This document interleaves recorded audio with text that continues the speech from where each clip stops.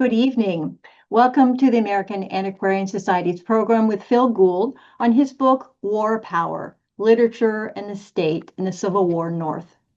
We are coming to you from the ancestral homelands of the Nipmuc community, which remains a vibrant presence here in central Massachusetts. My name is Nan Wolverton, Vice President for Academic and Public Programs at the Society.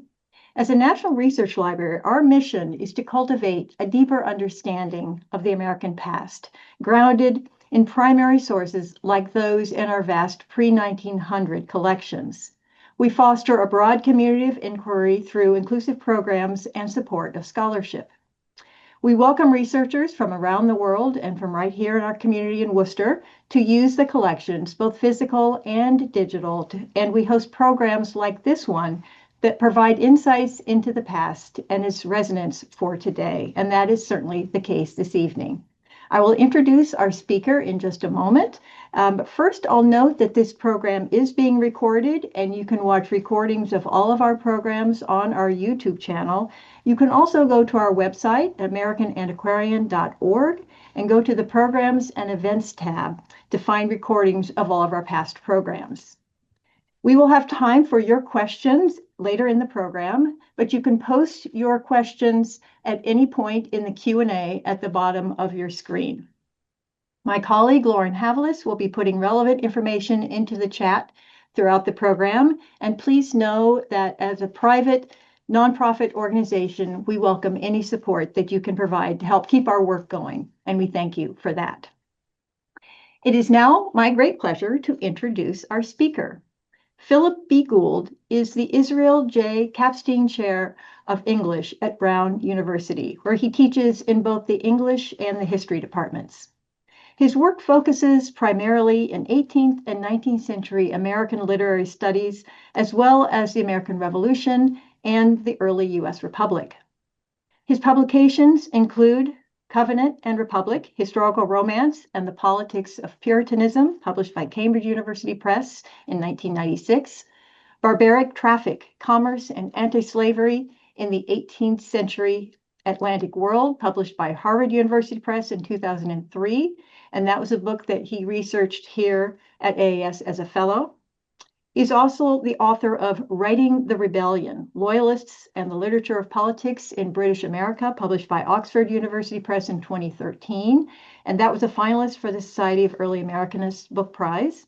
And his most recent book, about which he will be speaking this evening, is War Power, Literature and the State in the Civil War North, published by Oxford University Press in 2024.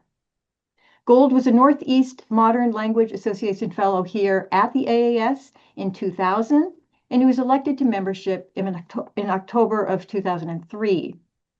In 2011, he co-led a summer seminar at AAS for the program in the history of the book in American culture, titled Print Culture, Politics, and British American Loyalists. We are delighted to have Phil Gould back to speak with us this evening. Phil. Well, good evening, and thank you. Yes, I genuinely thank you for the chance to speak about this project. It began in 2016-17 while I had some leave time, and I was doing research at the American Antiquarian Society and also at the John Hay Library at Brown University, which of course has extensive Lincoln collections. And then I started to pursue my thinking first on the chapter that would later be on Nathaniel Hawthorne's Civil War memoir. I'll talk about that later this evening. It's a book whose genesis, I think, might it began in what you might call the era of Trump point one. And though this book's epilogue, which compares our own political struggles over presidential powers today, I think I was tacitly assuming as I wrote it, there would be no Trump 2.0. Such is not the case. My research early on brought me to a startling, even an unsettling recognition that during the Civil War, Democratic attacks on Lincoln resembled those we see today about POTUS 4547. There's this kind of eerily similar language of political outrage. Um, the president's a dangerous man with no regard whatsoever for the rule of law.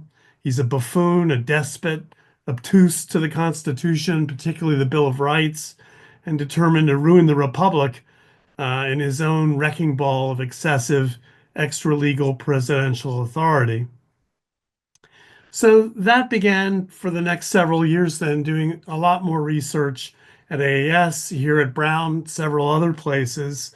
And I was intrigued by the transformation of the wartime federal state, um, and particularly how the complaints about civil liberties and free speech and certain constitutional rights were jettisoned by the administration. And so the result is the book that I published last fall on Oxford, and it's about Civil War literature in the North, and it's structured conceptually on three main subjects: censorship, propaganda, and the new meanings of treason and loyalty during the war. And I will say just at the outset that the book's analysis of the literary field, which I will take you through its several chapters later in my preliminary remarks, that there's really no singular response to this. And indeed, as the book progressed, became clear that, thinking through African American literary production and politics during the war raised different kinds of questions that revolved around military service.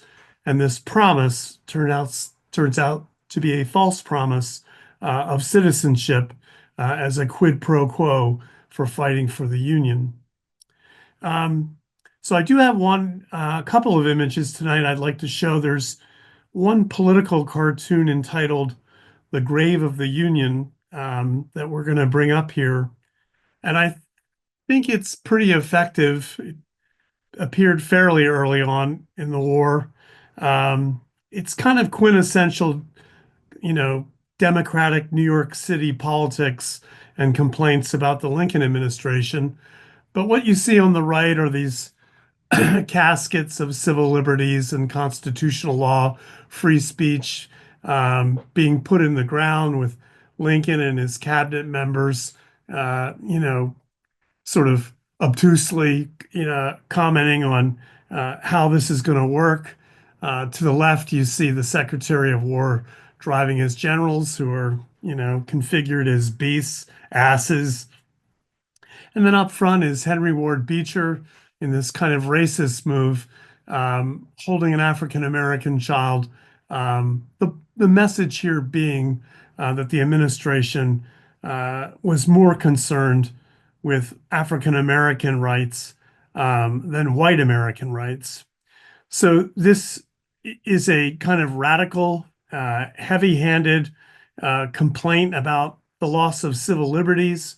It's leavened with a kind of racism one finds in that's capital D, Democratic politics in New York at this time. And in some sense, it's representative, and I used it early on as a kind of emblem for opening up some of the complaints about the government in general, the military, and Lincoln in particular. Now, War Power reads important literary works by Nathaniel Hawthorne, Louisa May Alcott, John William DeForest, Frederick Douglass, Francis Harper, Herman Melville, and many others that creatively engage these new realities of the wartime state in the North.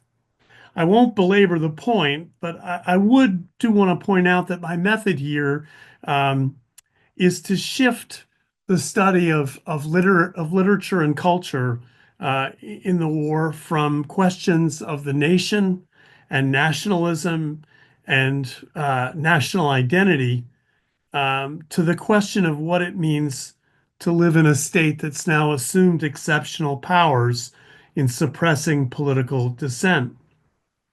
Now, again, in no great detail. I just would point out that during the centennial period in the early 1960s was the period where Edmund Wilson, of course, did publish Patriotic Gore.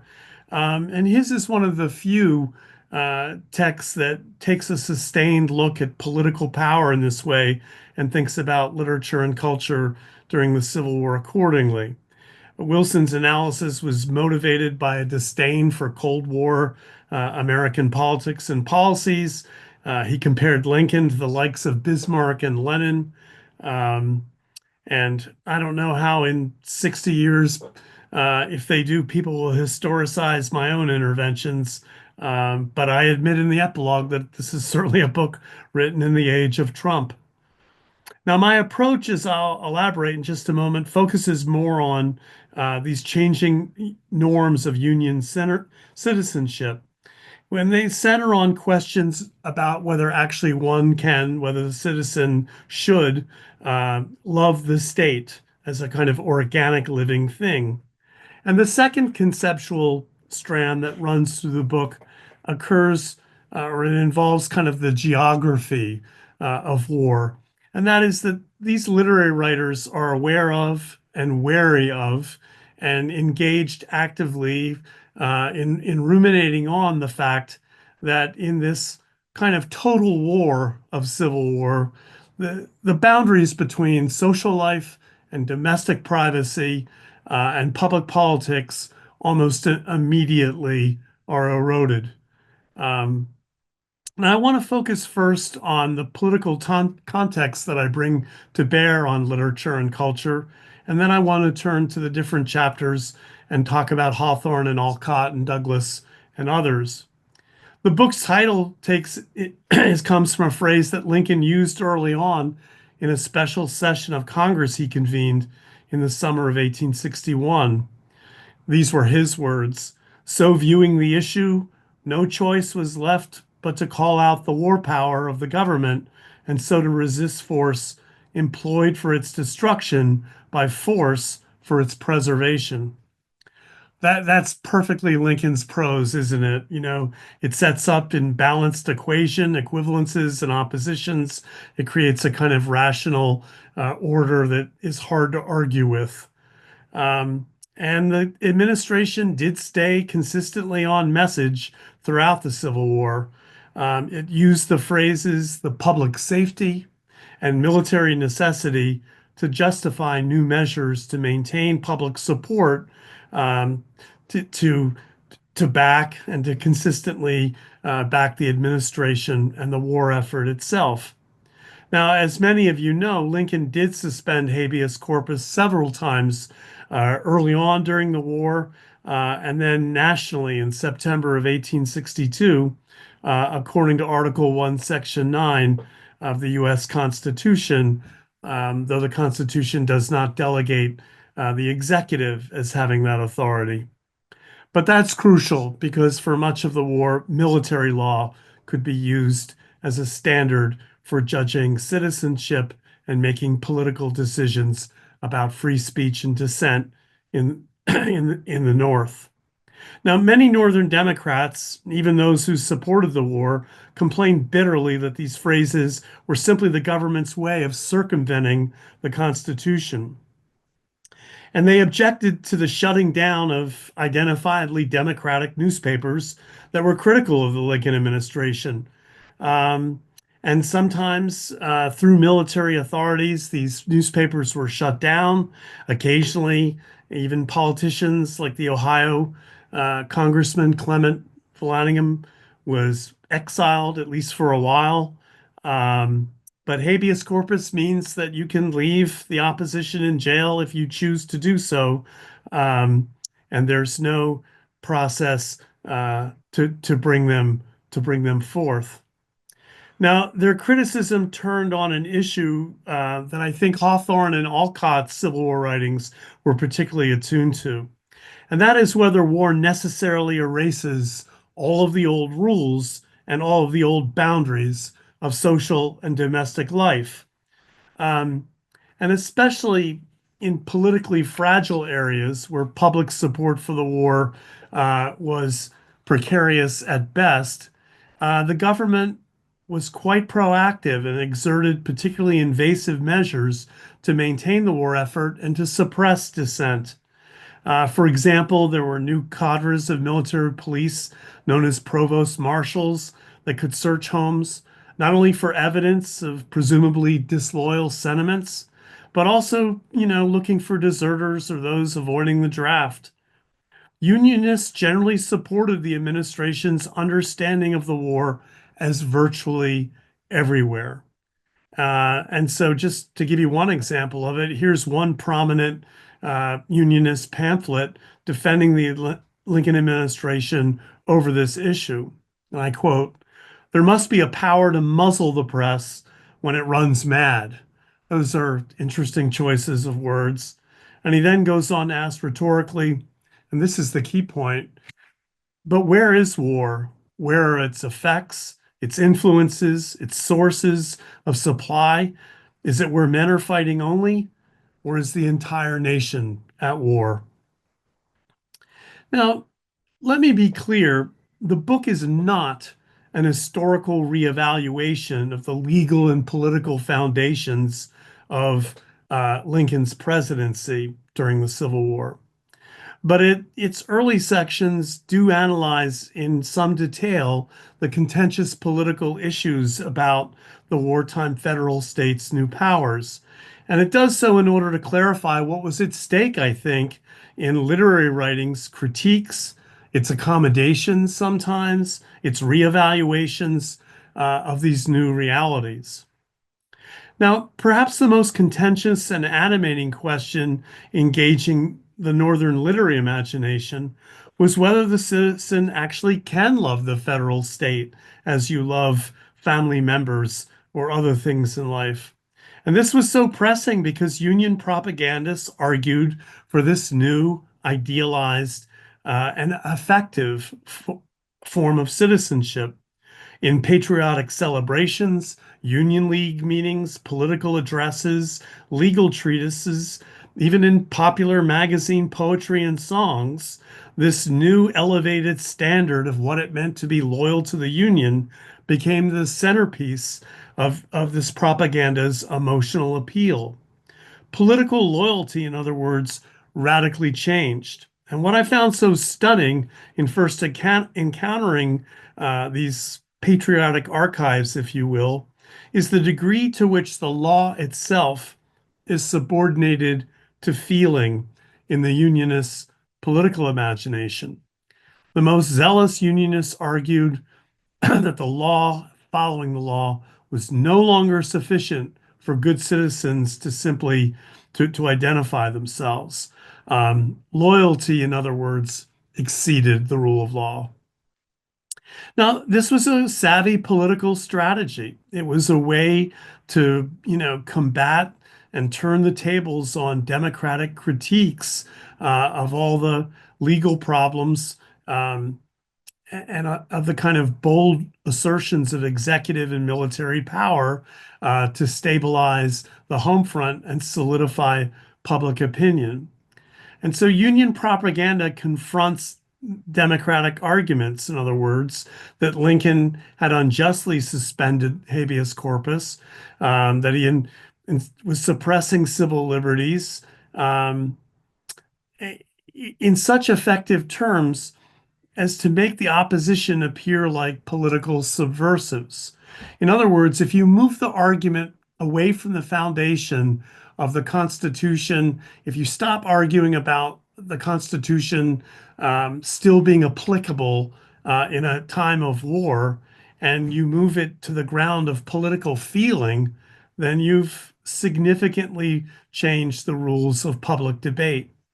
And Unionists argued that the federal state wasn't an abstraction, it was a living thing, and that citizens needed to embrace it accordingly. And especially when you start reading like political sermons by deeply patriotic ministers, the argument is that our love of God, our love of the Union, are equivalent, symbiotic, intricately braided into one another. And they use the religious term of devotion, for example, to describe this new political form of citizenship. Hawthorne was deeply disturbed by this, and more on that issue in just a moment. Now, this new conception of citizenship simultaneously transformed the loyal understanding of treason. And this may, and unfortunately, seem familiar to us today in a fractured political culture we inhabit, where accusations of treason abound. But with the love for the state as a new necessity, propagandists could easily retool the crime of treason to make it into virtually anything, any kind of disloyalty. And they wielded it against peace Democrats, whom they called copperheads, to try to marginalize them, or better yet, silence them. Now, as a literary critic working on a study sensitive to the language of politics, I was fascinated with what I might call the sort of potently ambiguous nature of these phrases that unionists and that the administration itself used to recodify treason as disloyalty. Lincoln, his generals, his military governors, provost marshals, they would use phrases like, for example, treason expressed or implied, treason in effect.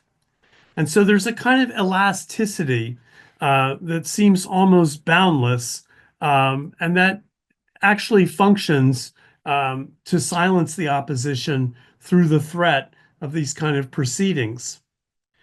Lincoln wrote a famous public letter in 1863, for example, to a group of Democratic editors and publishers who had written him a public letter and had it published in newspapers across the North. They demanded him to follow constitutional law if, we weren't talking about the war front. And in his response, Lincoln went so far as to accuse those who remained silent in a time of war that they were somehow guilty in some way of betraying the Union. And this, I think, flies in the face of not only Article 3, Section 3 of the Constitution, which makes the prosecution of treason actually difficult, but even if you go back into the Federalist and read James Madison talking about this article in the Constitution, the framers are aware of how from the English Renaissance on, monarchs would use treason as a way to get rid of political enemies, seize property, and kind of neuter politically powerful families. So in some sense, this is what political theorists call a state of exception, a state where the law can be suspended to presumably preserve it in the long run. Now, thinking of Lincoln as despot in this kind of oppositional political imagination, I want to turn to another political cartoon that I actually found recently and that's not in the book. But here you have Lincoln figured as King Herod promising his second wife's daughter anything she wishes. And instead of the head of John the Baptist in jail, it's Liberty who's imprisoned on the left and presumably will be sacrificed. This presents a kind of different view of Lincoln because the kind of grotesque, feminized Southern image on the right is labeled union with slavery, the cotton gin, avarice, and prejudice. So this is a different kind of political attack on Lincoln from those abolitionists and anti-slavery factions that were afraid of him actually compromising and going back to status quo antebellum. I'm not so sure that by the second and third year of the war, whether that was ever viable. But his chalice that he's holding up to this nefarious group of compromisers is entitled power. And so, it does show you the degree to which in the popular press, from various and very different political perspectives, how executive power is being conceived and being satirized in ways that perhaps weren't even fully comprehensible ever before, even during for example, Andrew Jackson's presidency. I think when you look at an image like this and really stew on it for a while, it's bitingly satiric, it's farcical, but it's underwritten by a kind of fear, a very real, palpable fear. Now, unlike in World War I, Union propaganda circulated in the North not through a central agency in the federal government, but largely through union leagues that were formed immediately after the war began. And these weren't monolithic, but they worked collaboratively with the government and political authorities to defend the administration. In the West, union leagues were, kind of like Masonic lodges that had their own initiation rituals, and they distributed some patriotic pamphlets. They also acted as vigilante committees, rooting out Confederate sympathizers. But it was in cities like Boston and New York, Philadelphia, where the union leagues set up their own presses, they became very powerful institutions of loyal publication, like New York's Loyal Publication Society. And they helped to disseminate pro-union speeches, tracts, addresses, monographs, satires, and other kinds of political writings.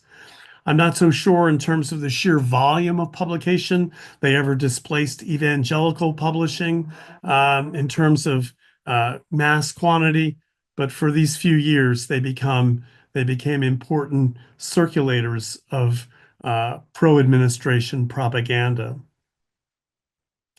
Well, let me turn for the next 10 minutes or so about the book's chapters on literary figures and texts that were engaging some of these political contexts that I've, very briefly limbed out for you this evening. And they each chapter sort of focuses on different genres and works that, in unique ways, take up the problems of power and citizenship I've begun to describe. Um, the genres that I look at include, for example, personal memoir, magazine fiction, the novel, lyric poetry, political oratory, and historical writing, all of which explore in some way not just the war between, but the war within, so to speak. And war puts pressure on social and domestic life as sovereign power expands in a time of crisis.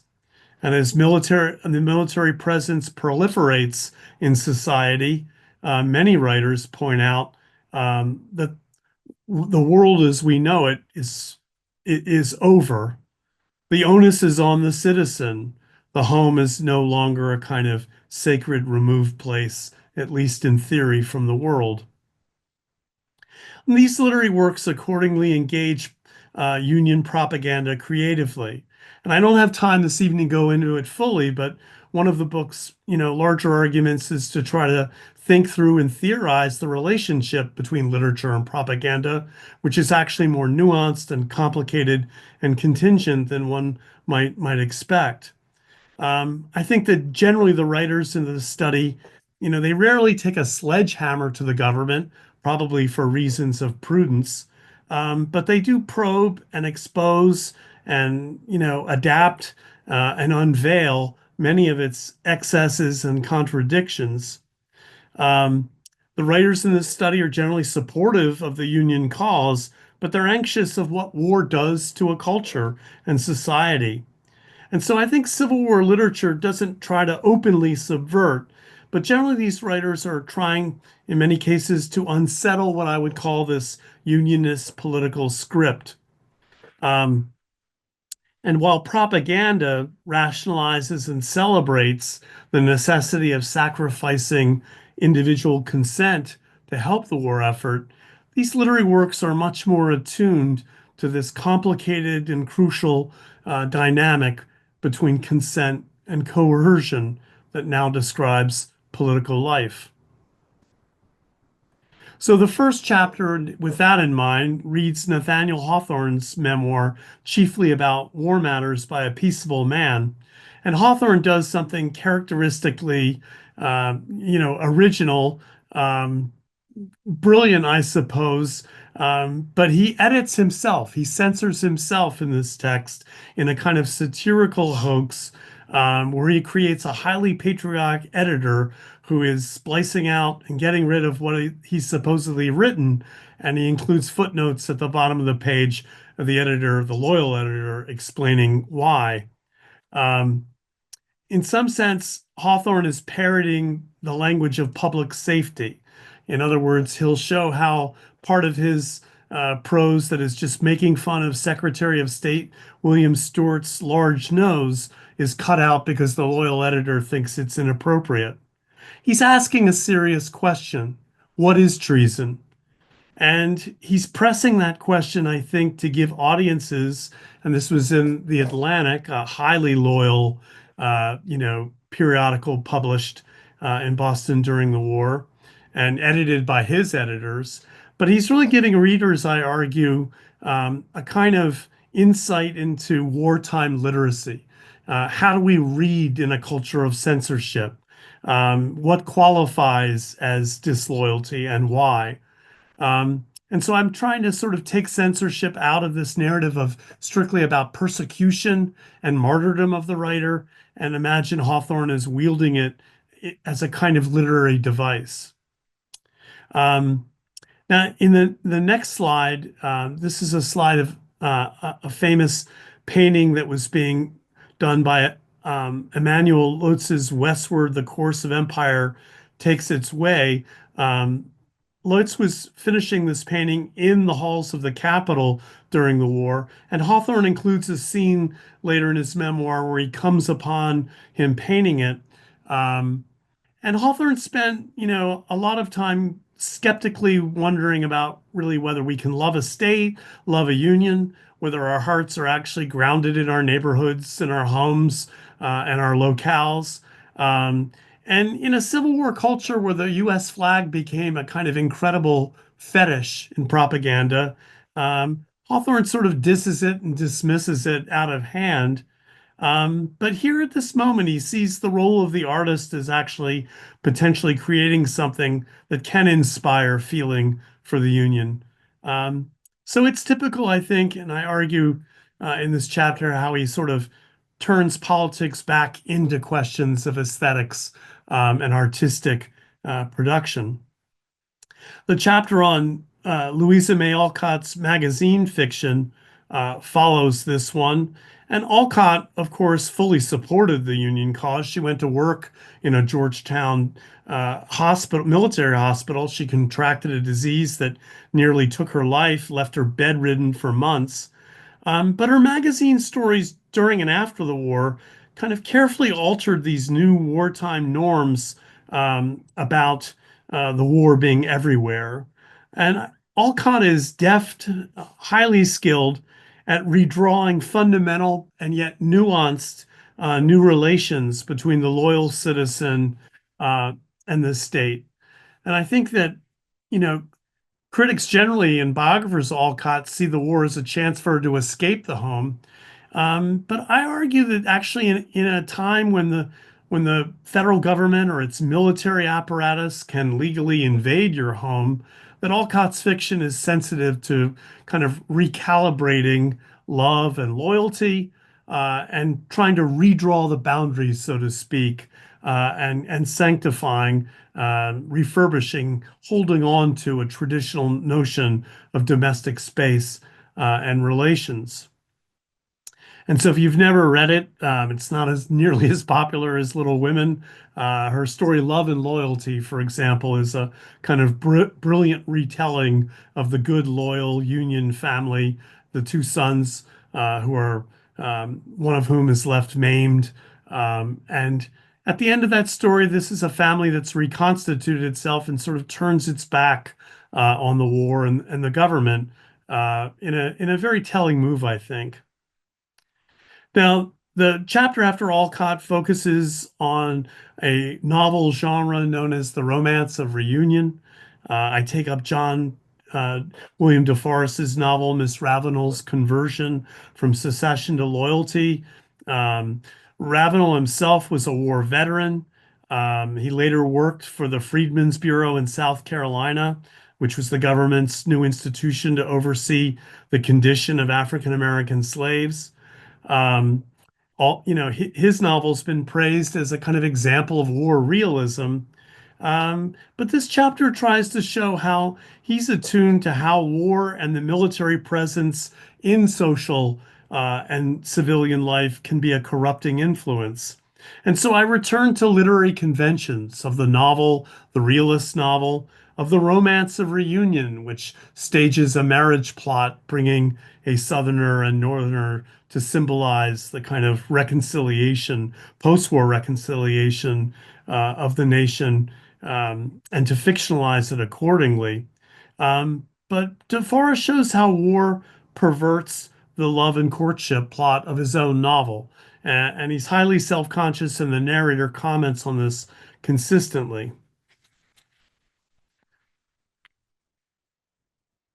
Now, at this point, before I turn to Douglass and Harper and Melville, I just did want to note that even though each chapter is kind of focused on recognizably canonical 19th century American writers and writings, um, you know, each one also reads these familiar literary figures in context with a wide array of popular and but to uh, our kind of literary knowledge today, far less familiar writers and texts and genres than the likes of Hawthorne and Melville, for example. So popular novels like Soldier Boy, the often reprinted short story by Edward Hale, The Man Without a Country, um, a cross-dressing narrative by Sarah Edmonds, who fought in the war and worked as a spy for the Union. Um, some of Lincoln's legal experts and their own writings, um, the Union League addresses, poems, and patriotic pieces that I mentioned earlier. Um, all of these, in some ways, give the book a kind of greater breadth, and also put the familiar in conversation with the less familiar. And the second point I would raise here is that each chapter tries to bring Lincoln into literary history. Um, and that is that Lincoln's writings, in some way, are brought into close conversation with canonical Northern literary figures, and in ways which can further clarify the political stakes of several terms and conceptual problems that I raise in these chapters. So, for example, I read Hawthorne's creation of censored blank spaces that he satirically put into his own memoir, with Lincoln's belief that silence itself, as I mentioned a few minutes ago, is dangerous to the Union cause. To cite one more example, Alcott's magazine fiction often uses Christian forgiveness and the pardon interchangeably. And I try to rethink that through political questions of Lincoln's use of political pardons during the war, and what Alcott is trying to do with that political topos in rethinking and fictionalizing forgiveness, often between Southern and Northern characters. So to return, and as I begin to wind down my remarks, the fourth chapter is by far the largest and focuses on a number of prominent African American writings and writers and political leaders about Black military service, and the promise of American citizenship that ideally would follow from such service. Um, and it traces debates among African American political readers like Douglass and William Wells Brown over the importance of using African American troops to fight the Confederacy. And these writings tend to turn on two things: the necessity of demonstrating Black manhood to white America, North and South, and also the subsequent political leverage this would give African Americans as they claim the full rights of American citizens during and after the war. And I am admittedly skeptical about this promise of citizenship, and the chapter explores a kind of daunting and difficult question, and that is this: what does it mean for the African American subject to be defined, even legitimized, even made into a heroic figure through state-sponsored violence? Um, and so my analysis looks carefully at the sudden kind of call for the use of Black troops, for Lincoln's own language in the Emancipation Proclamation and in other places where he calls Black soldiers a force or an element to be used to win the war. And then it concludes with Frances Harper's trying to reimagine this highly masculine understanding of Black citizenship in her novella Mini Sacrifice. And there's one final slide that this one does come from the book. It's entitled Breaking the Backbone. It's another political cartoon. And it's from early on in the war when things aren't going well on the battlefield and things are tumultuous politically on the home front. But there's Jefferson Davis with this chained beast labeled the Confederacy. Um, and on the right, you see Lincoln bearing an axe and his Secretary of War bearing a sledgehammer along with a couple of his generals. And it's Lincoln who says on the far right, I think it's going to take an axe to actually break the back of this Confederacy. And that axe is labeled with the Emancipation Proclamation and the opening up then of Black military service. Lincoln wields the power. He wields it individually, and nowhere in this scene are African Americans brought into any kind of political visibility. So to conclude, the final chapter focuses on the Civil War poetry of Herman Melville, who published battle pieces and aspects of the war immediately after the war in 1866. And I focus on Melville's understanding of poetry, of lyric form, as a way to kind of rewrite some of the larger historical narratives coming out of the Union press and Union propaganda about the meaning of the war and the Union victory. And I think Melville is, of all these writers, sensitive to the subtleties of political language and power and violence. And he's able in these lyric poems to kind of disfigure the Union historical script about this being a providential, a nationalist, a victory of civilization. And I think, as he argues controversially in the supplement to his poems, this kind of narrative was often used to sustain and underwrite a very highly punitive understanding of Reconstruction. So I think I'll stop there. Thank you for your patience, and I'm happy to field any questions if you're so moved. Wonderful. Thank you so much, Phil. That was really terrific. We have a good 20 minutes for questions from the audience, at least 15 minutes here. And some questions have already come in. But let's just start, if you don't mind, and please, if you in the audience, go ahead and put questions in the Q&A and I will get to them.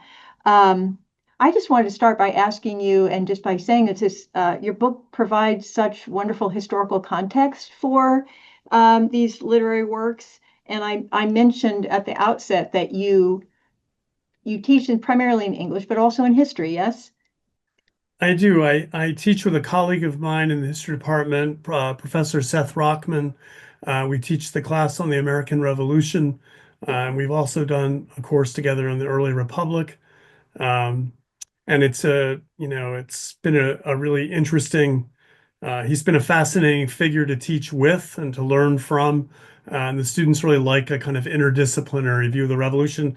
And Brown is in its Brown 2026 mode. And so we're going to offer it next spring. And I hope we're not censored or habeas corpus. One never knows these days, but we'll see. Well, it's great. I mean, I love seeing that it's that shows through, and it really helps to, again, to provide the context for these literary figures and what they're writing about. And I wondered if that research process for you, I know much of what you've written about prior to this book was more 18th century and revolutionary period, and I wonder how that informed your decision to write this book, or if you can talk a little bit about the process, how you ended up writing this book. I know you did some research here. You mentioned it earlier, also at the Hay Library with the Lincoln Collection, but just kind of curious to know about Yeah, that process.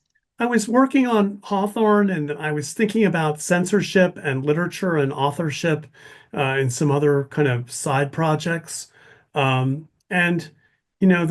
then when I started to kind of understand the context for censorship itself during the war, it opened up new possibilities. I really had not planned on my leave of writing another academic book. I thought it would be comprised of doing this research to publish this essay on Hawthorne. Um, but once I started sort of getting lost in the mines and the archives at AAS and at the Hay Library in particular, um, I found there was kind of a larger project that was developing, and I'm glad I pursued it.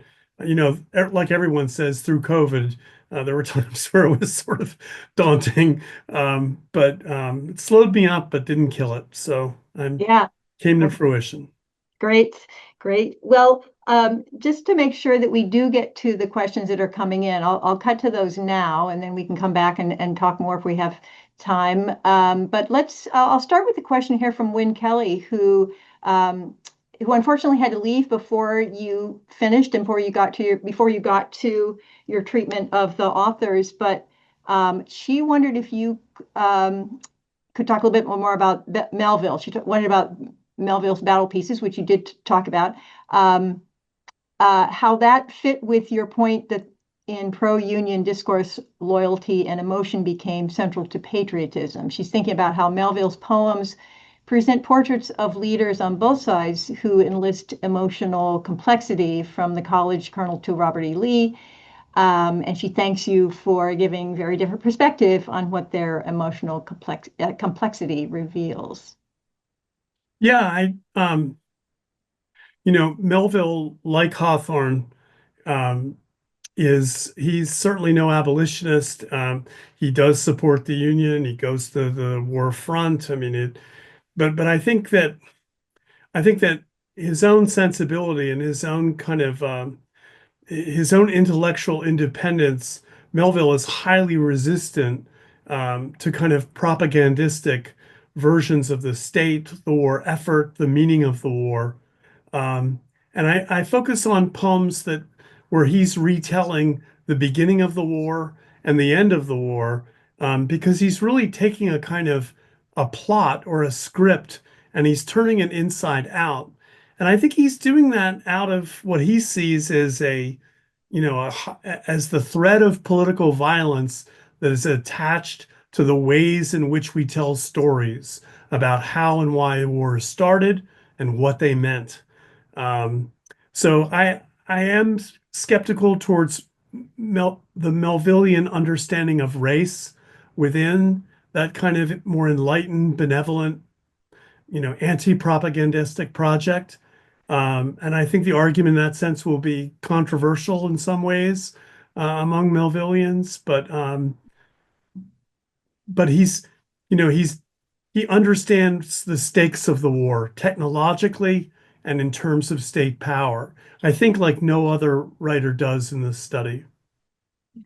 Thank you. Yeah, and I know that Wynn will be watching the recording, so she'll be able to hear your answer. Just so you know. Well, hopefully I can follow up Yeah. No, that's great. yeah. And while we're on the topic of Melville, let's just cut to a question from Thomas Brown.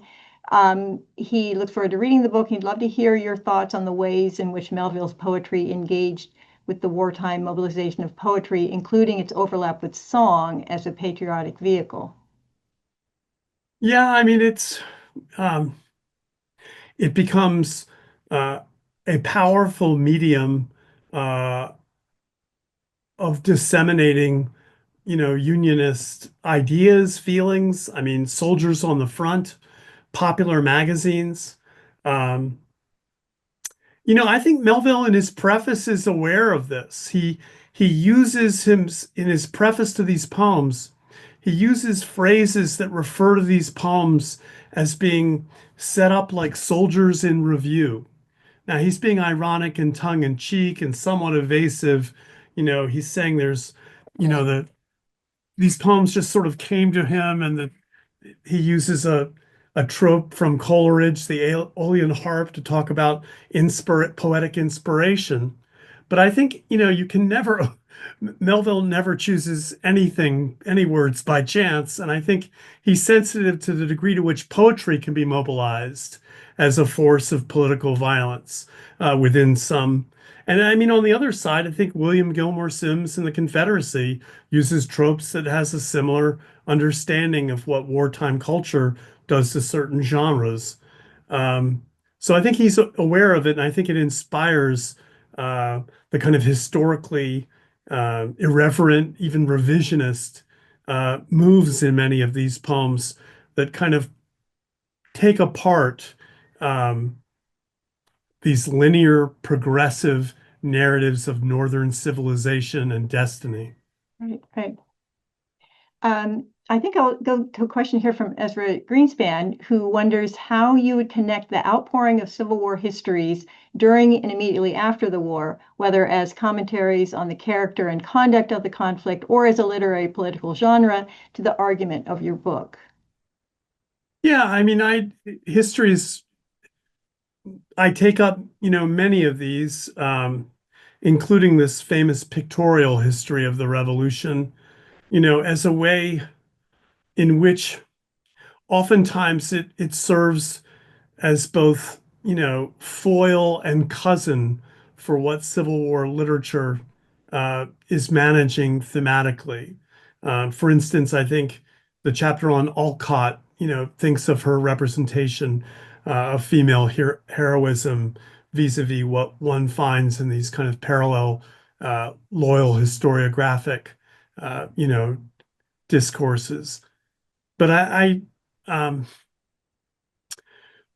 think all of the writers in in this study, and African American writers as well, are skeptical about kind of politically legitimized scripts that seem to, you know, rehash some of the same principles that I would even argue Lincoln's aware of in the second inaugural address, as he when he says things like, and the war came.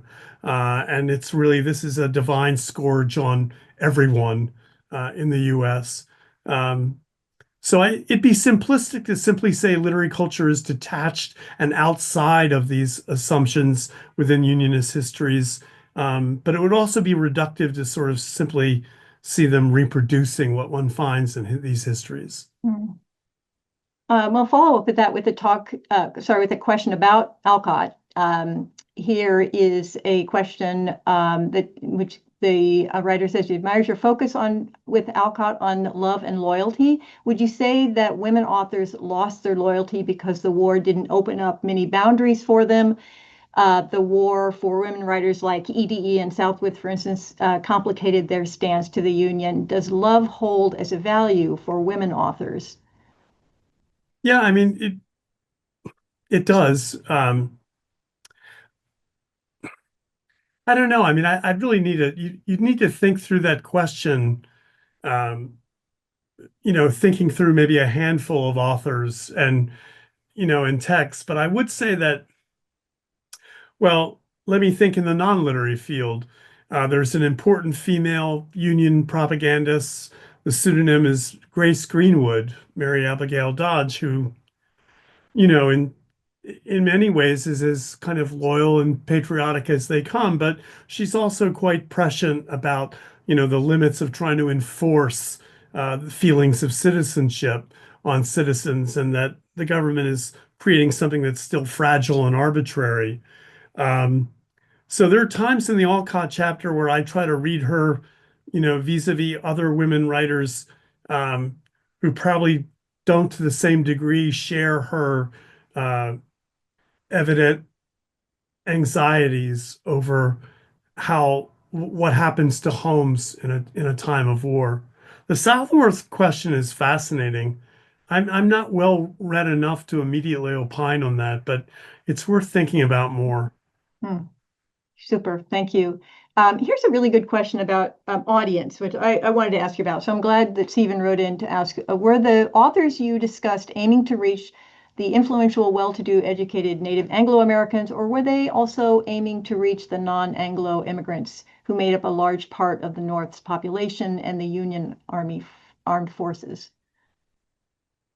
Yeah, that is a good question. I mean, I think, there are none of these texts that I would associate with kind of the learned world.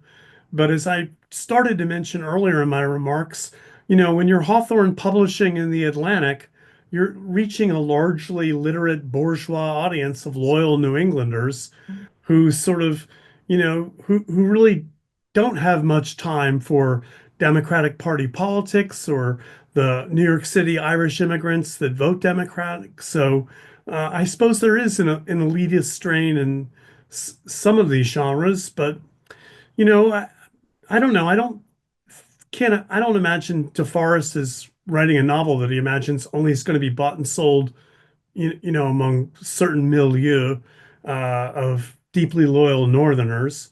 Um, I think alternatively that when Douglas or William Wells Brown are writing or are on stage, they're trying to self-consciously reach um, broad, small d Democratic audiences, though it's highly problematic in many cases for them to do so.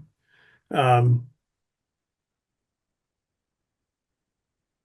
when Melville's writing battle pieces, I mean, poetry is certainly, this is no longer a kind of aristocratic possession, but as reviewers said, Melville writes in elliptical, brilliant, highly dense ways that, as with many of his other literary works, circumscribes his audience in perhaps ways that he doesn't desire, but um, he can and doesn't want to write popular flag waving poetry. Right, right, right. Here's a question asking about how Whitman would fit into your narrative. Yeah, I was waiting for that deadly Whitman question.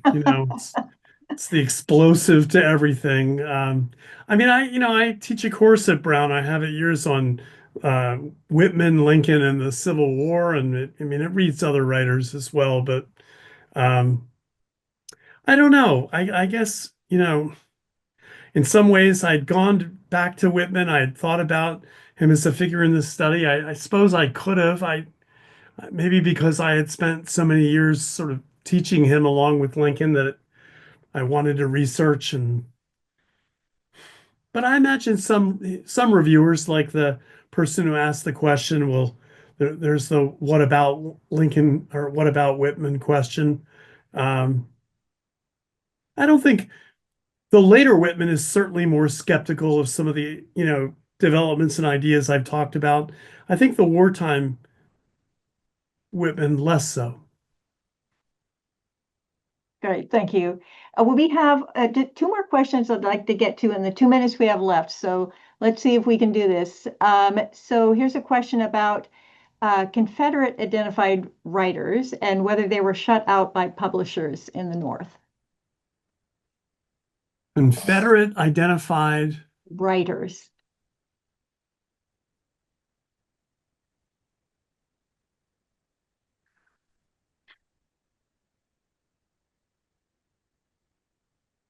I mean, the category itself is problematic, at least in the beginning of the war and in areas that are close to DC or the border states.